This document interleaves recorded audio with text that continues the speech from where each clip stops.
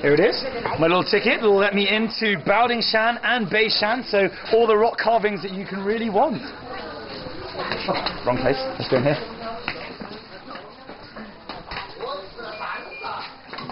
Once at Baodingshan, if you really want to understand and appreciate the culture, do hire the English-speaking tour guide. Okay. 150 RMB at the time of writing. It's definitely worth it. Cultural heritage. Right. Really strongly suggest that you grab a tour guide like I have, who can speak English, and that will mean that I will get to have everything introduced to me and understand all of the rock carvings. Take a look. You can see this carving, 800 years old. 800 years old. In position, it's number 1. The first one? Yeah, the first one. Wow. Start from him, others at the same time around here. Look at this carving. You see this carving, no Buddha, no Bodhisattva. All come from the countryside life. Oh, right. So look very rustic. So what is that? What is that? Water buffalo. You can see horsemen, 2 horsemen. Oh, just hanging out with a water buffalo, having fun. Yeah. Wow. You see, they're symbolizing the 4 Buddhist guardians.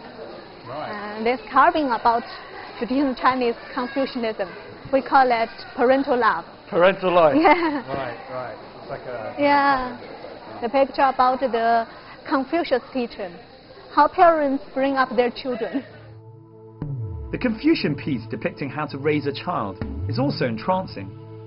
You see its life from birth to death, and the importance of looking after your parents once you grow up. There are life lessons all around in Dazu. The intricacy with which the statues are carved is quite phenomenal. The sheer variety and volume of statues here dazzles. There are heroes of Buddhism, historical scenes and figures, as well as depictions of daily life in the countryside. Baodingshan, in stark contrast to Beishan, as you'll see later, is the brainchild of just one monk, Zhao Jifeng, who raised the money, designed and oversaw the carving between 1179 and 1245. Don't forget to take a look at the 18 layers of hell. It certainly gave me a timely reminder of how I should behave, but I don't want to end up like the people there. Take a look, you could see the 3 sculptures. There are 3 tallest sculptures around here. Right. They're very tall. Pretty 8 meters. cool, yeah. Yeah, 8 meters. Wow. 8 meters from the head to the feet. What are they? They are the middle, Buddha Sakyamuni. This one, he named Bodhisattva of wisdom, symbolizing wisdom, very knowledgeable. You could see hold a small pagoda. If you like, make a guess how high it is. How high? Yeah. A meter? 1 meter? Almost 2 meters. Wow. 1 meter 85. Okay. And how many kilograms? It's probably Weight? about the same weight as me. I've been working out. Right? More than 400 kilograms. Right. Okay. So really not like me. Yeah. Wow, Shock wow. you? Although 800 years have passed since these grottos were made, many of the statues have held up remarkably well. None more so than the 3 Buddhas, where the pagoda is said to weigh over half a ton. No surprise that many students come here to paint such impressive sights as the 31-meter long, 5-meter high, reclining Buddha depicted entering Nirvana. The statue is flanked by some realistic portraits of important donors. If I had any artistic skill whatsoever, which I don't, I'd love to spend the day in the sun, like today, painting this incredible structure.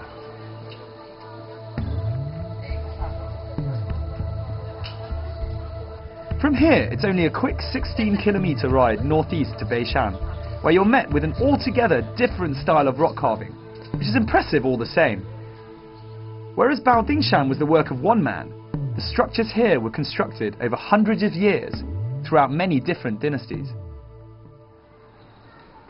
So I'm here in Beishan, and we're looking at rock carvings that were built in 892 AD, and that's almost 250 years earlier than Baodingshan. Now, over at Baodingshan, we were looking at local life, or the depiction of local life, and here it's much more about Buddhism and the Buddhist religion. But look how well preserved everything is. Of the 2 sites, this one is smaller and so requires less time to visit.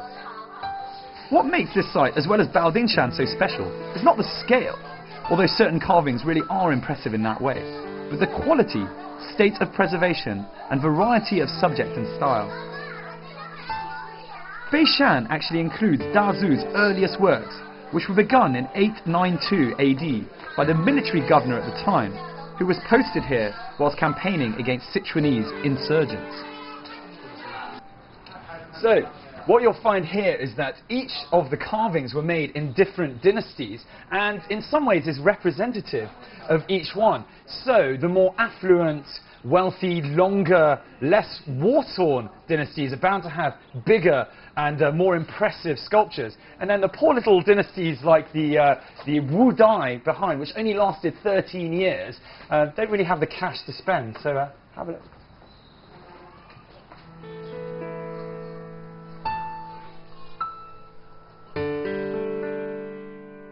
You'll find that the carvings here differ greatly from dynasty to dynasty, although all hold some sort of religious symbolism. It's amazing to think how well a lot of these carvings have survived the test of time. I'm generally blown away by this part. Definitely bring a guidebook though that can highlight the meaning of each carving, as it will make the experience far more wholesome. Either that, or just hire another tour guide like we did. It's definitely money well spent.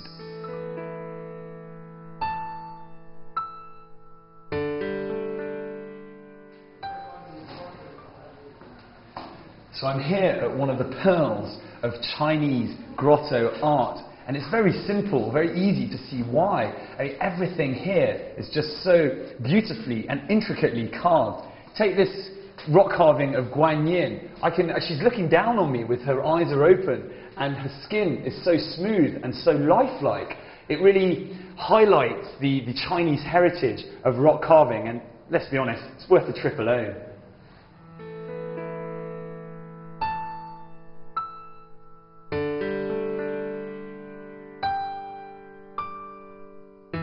It's really too tough to call which one out of the two rock carving places I prefer. If you want a well-preserved experience, head to Baodingshan. If you're more into seeing less refurbished, but how it is how it is work, come to Beishan. At the end of the day, both places rock. Excuse the pun.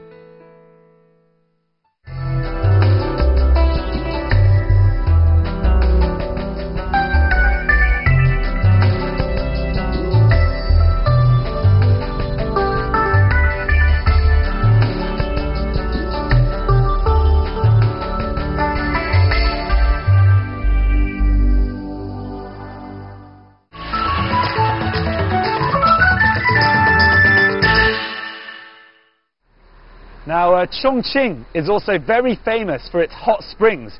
There are literally hundreds and hundreds of them scattered around the municipality. Now, I've been dropped off about a half an hour west of Chongqing city centre at the Bei Ti Hot Spring Resort, and I'm told that right here is the perfect place to get some R&R. So let's go and see what it's like.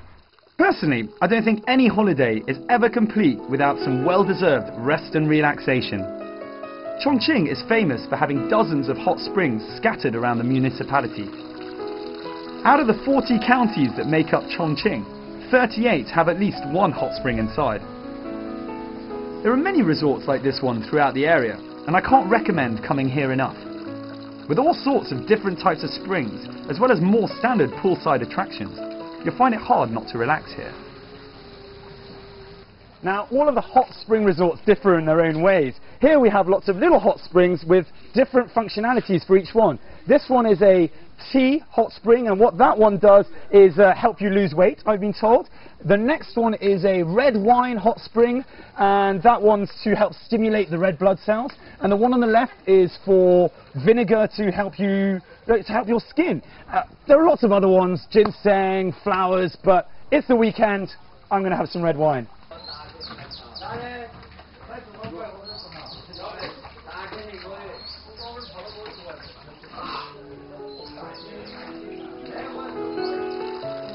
Being inland and so far away from the sea, this is a perfect place to get that seaside holiday feeling. I particularly enjoyed the suckerfish hot spring, as I've never been to anything like it. All in all, it doesn't matter what the temperature is on the outside, as you'll soon be heating up in one of the numerous pools here. Pure, unabated pleasure.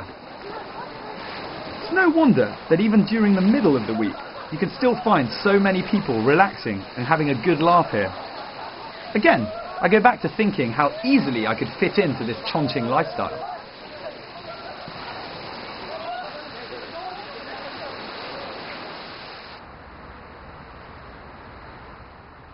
Well, following a wonderful day outside the city limits, it's nice to come back to town and get ready for another must-do activity in Chongqing. We've conquered the air with the cable car, now it's time to conquer the water.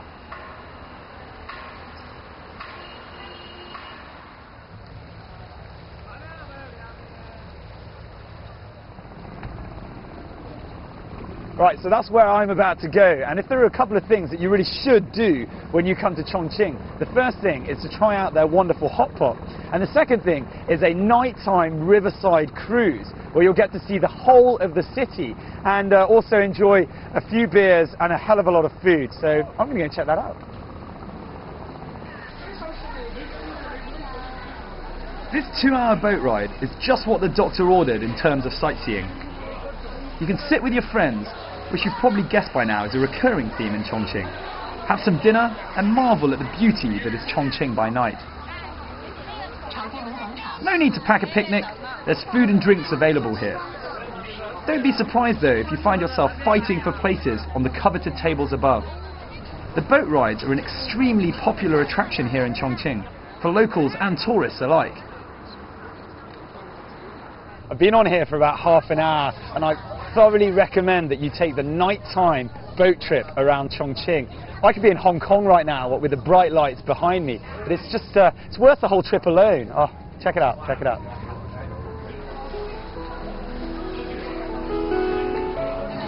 Don't be surprised to find that everyone on the boat is equipped with a camera or a video camera. And make sure you do the same. You're not going to want to miss capturing the incredible nighttime sights for posterity. Because nighttime Chongqing is arguably going to be your most abiding memory of the city, which comes alive at night. It really was for me the icing on the Chongqing cake with which I've stuffed myself over the last 3 days. I'm happy and I'm full.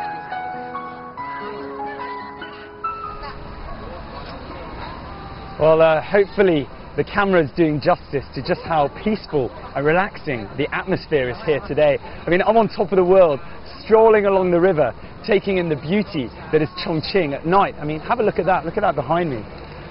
Unfortunately, that's all the time we've got left for today, but I really hope you've enjoyed discovering this fascinating city. I'm Mark Edwards, and I'll catch you very soon on another episode of Travelogue.